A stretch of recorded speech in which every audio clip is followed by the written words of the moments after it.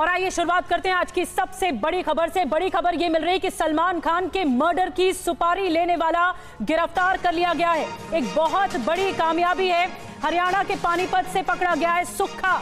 मुंबई और पानीपत पुलिस ने होटल से पकड़ा है सुक्खा को और ये बड़ी कामयाबी बताई जा रही है। होटल में पहले से सुक्खा के लिए जाल बिछाया गया था पुलिस के जरिए और मुंबई पुलिस और पानीपत पुलिस दोनों ने मिलकर इस ऑपरेशन को अंजाम दिया और सुक्खा को गिरफ्त में ले लिया।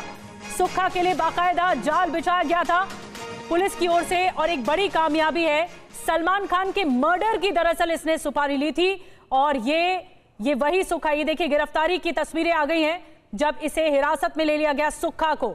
सुखविंदर बताया जा रहा है इसका नाम, सुक्खा, जिसे पकड़ा गया है। मुंबई पुलिस और पानीपत पुलिस ने दोनों ने ज्वाइंट ऑपरेशन करके इसे पकड़ा है। एक होटल से इसकी गिरफ्तारी हुई है। पानीपत के होटल से गिरफ्तारी हुई है सुक्खा की और इस पर आरोप कई सारे हैं। दरअसल इस पर आरोप यह भी है कि इसने रेकी की थी सलमान खान के घर की और घर के आसपास के इलाके की। सलमान के मर्डर की सुपारी ली थी सुक्खा ने। अब इससे कई और राज बेपर्दा हो सकते हैं जिसका पर्दाफाश हो सकता है। इसकी गिरफ्तारी बहुत अहम मानी जा रही है।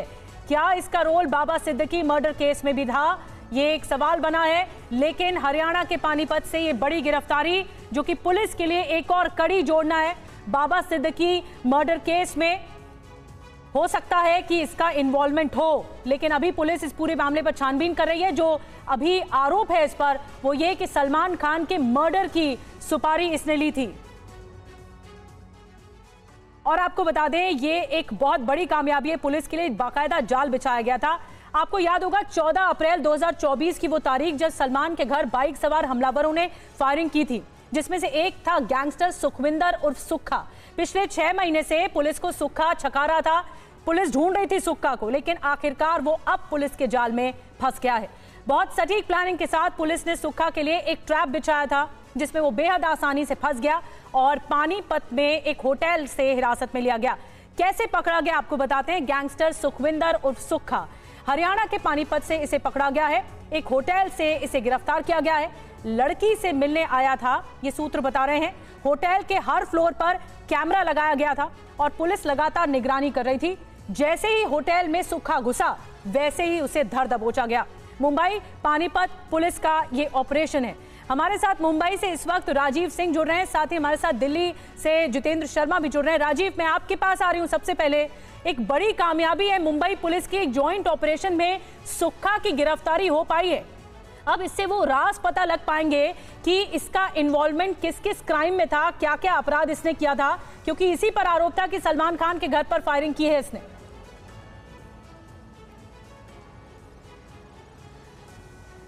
देखिए, विश्नोई गैंग ने 2 अलग अलग यूनिट बनाई थी, कह सकते हैं, सलमान खान पर हमले को लेकर। एक एफआईआर मुंबई के बांद्रा पुलिस थाने में दर्ज थी।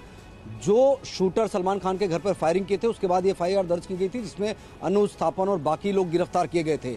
और दूसरी एफआईआर जो है नई मुंबई के पनवेल सिटी पुलिस थाने में दर्ज की गई थी, क्योंकि अब नई मुंबई पुलिस को स्पेसिफिक एक टिप मिली थी कि कुछ लोग पनवेल में ही रह रहे हैं और लगातार सलमान खान के फार्म हाउस की रेकी कर रहे हैं। जो मुंबई में एफआईआर दर्ज थी उसमें भी जो आरोपी थे वो भी लगातार घर से लेकर फार्म हाउस तक रेकी कर रहे थे, लेकिन 2 अलग अलग यूनिट बनाकर उनको एक जिम्मेदारी सौंपी गई थी, जिसमें एक यूनिट ने सलमान खान के घर के बाहर फायरिंग की थी। उस मामले की जांच मुंबई क्राइम ब्रांच कर रही है।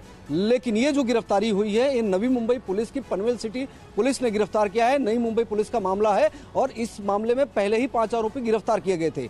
इस मामले में नई मुंबई पुलिस जो है लगातार सुक्खा को ट्रेस कर रही थी, क्योंकि 5 लोगों की गिरफ्तारी के बाद यह बात सामने आई थी कि सुखविंदर उर्फ सुक्खा ने ही उन्हें रेकी करने की जिम्मेदारी दी थी, शूट आउट करने की जिम्मेदारी दी थी फार्म हाउस पर सलमान खान जब आते जाते हैं। लेकिन 5 लोगों की गिरफ्तारी के बाद में इस पूरी साजिश से पर्दा उठ गया। उसके बाद से ही नई मुंबई पुलिस लगातार सुक्खा को ट्रेस कर रही थी। इसी वजह से सुक्खा ने अपने मोबाइल फोन सहित तमाम जो डिजिटल एविडेंसेस हैं उन तमाम चीजों को नष्ट कर दिया था। यहां तक कि उसने अपना हुलिया तक बदल लिया था, अपने दाढ़ी बाल बढ़ा लिए थे। उसके बाद में पुलिस को जानकारी मिली थी कि पानीपत में अभिनंदन नाम का एक होटल है अनाज मंडी इलाके में, वहां पर एक होटल में जाने वाला है, जिसके बाद में नई मुंबई की जो पनवेल सिटी पुलिस है उन्होंने पानीपत पुलिस से कोऑर्डिनेट करके ज्वाइंट ऑपरेशन में सुक्खा को गिरफ्तार किया है। लेकिन बड़ी बात यह है कि क्या सुक्खा विश्नोई गैंग से जुड़ा है तो बाबा सिद्दीकी शूटआउट से भी इसका किसी तरह का कोई कनेक्शन है, क्योंकि ये गिरफ्तारी ऐसे समय में हुई है जब सलमान खान के बेहद करीबी बाबा सिद्दीकी को जो है मार दिया गया और ये कहा जा रहा है कि इसके पीछे भी विश्नोई गैंग हो सकता है। तो निश्चित तौर पर नई मुंबई पुलिस के लिए तो बड़ी कामयाबी है ही, लेकिन इसका रोल क्या बाबा सिद्दीकी शूटआउट केस में है उसको भी लेकर जांच पड़ताल। बड़ी बात आप बता रहे हैं कि इसका बाबा सिद्दीकी मर्डर केस से क्या ताल्लुक है, क्या कनेक्शन है,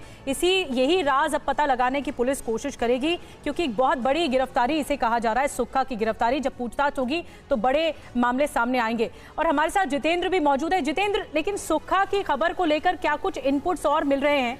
इनपुट जो खुफिया इनपुट्स अभी तक मिले हैं इस पूरे केस में, वो क्या क्या मिले?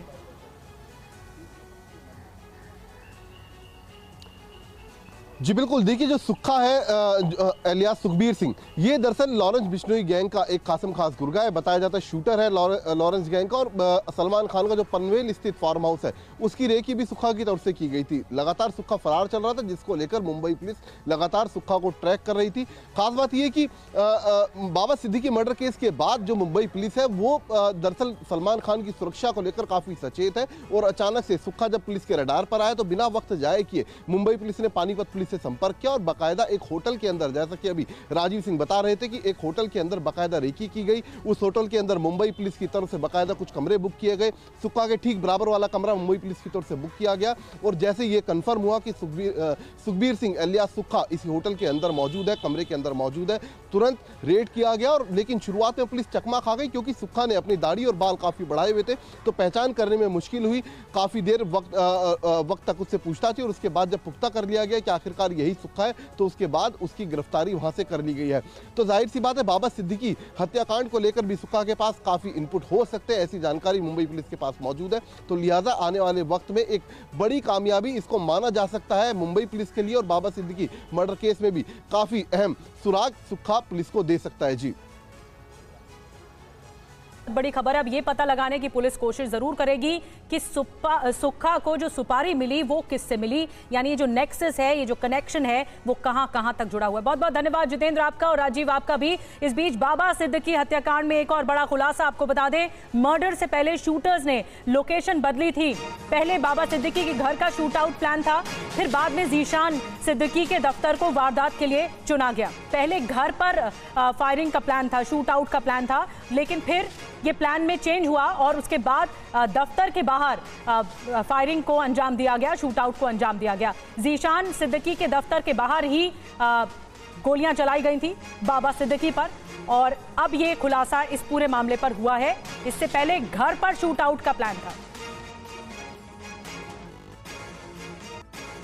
और बाबा सिद्दीकी हत्याकांड में रोज नए खुलासे हो रहे हैं। एक और खुलासा आपको बताते हैं, जो शूटर्स रहे उन्होंने पहले बाइक का इस्तेमाल किया था, रेकी के लिए बाइक का इस्तेमाल किया गया था। देखिए ये वो बाइक है जो हम दिखा रहे हैं आपको। शूट आउट से पहले एक्सीडेंट होने से बाइक बदली गई, 32,000 रुपए में सेकेंड हैंड बाइक खरीदी गई थी, और इसी से ही रेकी की जाती थी।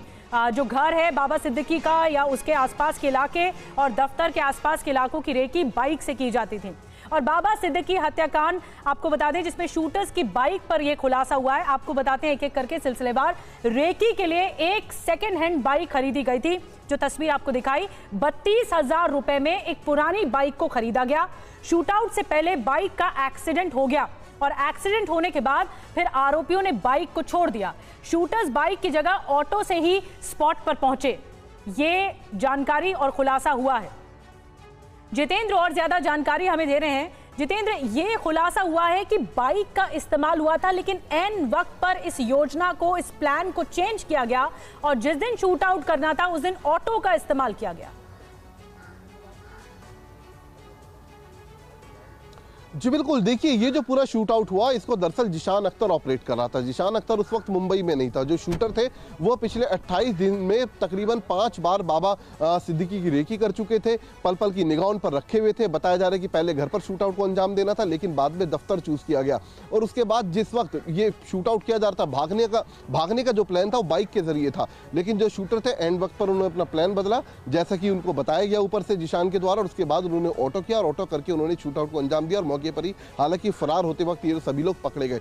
दरअसल मुंबई पुलिस अब एक के बाद एक इन तमाम गिरफ्तारियों को और इसके अलावा जो बरामदगी इस केस को लेकर हो रही है, इन सभी को करके किसी तरीके से केस को लॉरेंस बिश्नोई से जोड़ने की कोशिश की जा रही है, क्योंकि पुलिस के पास पुख्ता इस बात के सुराग है कि लॉरेंस बिश्नोई गैंग की तरफ से शूटआउट को अंजाम दिया गया, लेकिन उसको लेकर पुलिस को जरूरत है सबूत जुटाने की। तो उसी कड़ी में फिलहाल मुंबई पुलिस बाइक, इसके अलावा जो वेपन बरामद हुआ, उन चीज़ों को, जो आरोपी गिरफ्तार हुए उनके बयानों को कोलैबोरेट करके ये साबित करना चाह रही है कि इस पूरे शूटआउट को लॉरेंस गैंग की तरफ से ही अंजाम दिया गया है। जी बिल्कुल जितेंद्र, आप बने रहिए। एक और बड़ी खबर आ रही है इसी हत्याकांड से जुड़ी हुई। इस हत्याकांड में जांच और तेज हो गई है। नेपाल बॉर्डर, आपको बता दें, मुंबई क्राइम ब्रांच की टीम पहुंच गई है नेपाल बॉर्डर, और क्राइम ब्रांच की 2 टीमें आरोपियों की तलाश कर रही है भारत नेपाल बॉर्डर के आसपास। अब ये जो इसमें आरोपी इन्वॉल्व रहे, ये जानकारी मिल रही है कि नेपाल बॉर्डर क्राइम ब्रांच की टीम पहुंच गई है। और क्या कुछ जानकारी इससे जुड़ी हुई मिल रही है, राजीव सिंह हमारे साथ जुड़े हुए मुंबई से। राजीव, नेपाल बॉर्डर पहुंची है, क्या बताया जा रहा है, इनपुट्स क्या है, कौन आरोपी यहाँ पर, क्या आरोपी यहाँ पर भाग सकते हैं और कौन कौन इसमें शामिल हो सकता है?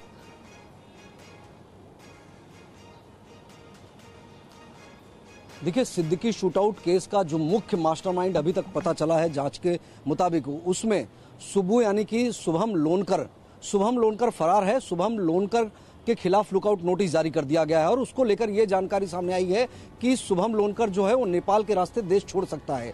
साथ ही साथ हो सकता है वो अपना हुलिया बदलकर फर्जी डॉक्यूमेंट के जरिए भी रेलवे या फिर एयर के जरिए देश छोड़कर भागने की कोशिश कर सकता है, इसलिए एलओसी जारी की गई। लेकिन भारत नेपाल बॉर्डर से जो है वहां से आसान होता है, एक्सेस होता है कि आदमी आसानी से आ जा सकता है, इतनी ज्यादा चेकिंग नहीं होती है। इसलिए क्राइम ब्रांच की 2 टीम स्पेसिफिक इनपुट के बाद में भारत नेपाल के बॉर्डर पर पहुंची है, जहां पर शुभम लोनकर को लेकर स्थानीय पुलिस को भी सूचना दी गई, उसके जरिए सर्च किया जा रहा है। लेकिन सबसे महत्वपूर्ण बात यह है कि जो अभी तक पूरा मामला सामने आया है, उसमें जिस तरह के शुभम लोनकर ने जो प्लानिंग की थी कि आखिर इस हत्याकांड को अंजाम कैसे देना है, उन्होंने बाबा सिद्दीकी का जो घर और बैंड्रा वेस्ट में पड़ता है और बहुत ही कह सकते हैं कि वहां पर ज्यादातर रोड वन वे है, वहां से निकल भागना आसान नहीं था, इसीलिए उन्होंने बैंड्रा ईस्ट का इलाका चुना, खेरवाड़ी निर्मल नगर का, जहां से मुंबई अहमदाबाद हाईवे महज 100 मीटर के डिस्टेंस पर है और मुंबई अहमदाबाद हाईवे से ही कनेक्टिविटी जो है मुंबई पुणे हाईवे की भी है, मुंबई नासिक हाईवे की है, यानी कि 3 दिशाओं में भागने की पूरी प्लानिंग थी और बाइक के जरिए कहीं ना कहीं हाईवे से निकल भागना आसान था। लेकिन बाद में इसी बाइक से जब रेकी के लिए आ रहे थे उसी समय एक्सीडेंट हुआ था, जिसके बाद में उन्होंने ऑटो रिक्शा का इस्तेमाल किया और नतीजा यही हुआ कि जब वो ऑटो रिक्शा से आए, लगभग आधे घंटे तक इंतजार किया, जब बाबा सिद्दीकी बाहर निकले उसके बाद उन्होंने शूटआउट को अंजाम दिया। लेकिन बाइक थी नहीं, ऑटो रिक्शा छोड़ चुके थे, तो उनके पास भागने का कोई साधन नहीं था। किस दिशा में भागे, तो तीनों आरोपी अलग अलग दिशा में भागे, जिसमें शिवकुमार जो है भागने में कामयाब रहा चूंकि रात का समय था, लेकिन बाकी दोनों शूटर जो है वो पकड़े गए लोगों के द्वारा और पुलिस के द्वारा। एक दूसरी बड़ी बात इसमें सामने आई है कि 3 तरह के अलग अलग हथियारों का इस्तेमाल किया गया। TV9 भारतवर्ष ने ही सबसे पहले इस बात का खुलासा किया कि 3 तरह के वो हथियार कौन से थे। एक ऑस्ट्रेलियन ग्लॉक थी, एक टर्की मेड पिस्टल जिगाना, जिसे लगातार बिश्नोई गैंग इस्तेमाल करता रहा है और इसी वजह से बिश्नोई गैंग से सिर्फ कनेक्टिविटी जो लोग पकड़े जा रहे हैं उसकी वजह से नहीं हो रही है, बल्कि जिस तरह के वेपन इस्तेमाल किया गए हैं, जिस तरह की मोडस ऑपरेंडी का इस्तेमाल किया गया है, ये 3 चीजें बेहद अहम है। मोडस ऑपरेंडी, वेपन और साथ में जिस तरह से उन्होंने इस पूरे शूटआउट को अंजाम दिया और जिस तरह से उनके गैंग के लोग पकड़े जा रहे हैं, तो शक की सुई कह सकते हैं कि पुख्ता तौर पर बिश्नोई गैंग पर है। बहुत अहम जानकारी राजीव हम तक पहुंचा रहे हैं। ये 3 चीजें बहुत अहम है, एक तो आरोपियों का लोकेशन हुआ, या फिर वेपन्स का इस्तेमाल हुआ, या फिर उनके भारत नेपाल बॉर्डर की छानबीन हुई। इसके अलावा कई और पहलू हैं जिसकी छानबीन चल रही है, जिसको खंगाला जा रहा है मुंबई क्राइम ब्रांच की तरफ से। बहुत बहुत धन्यवाद राजीव आपका।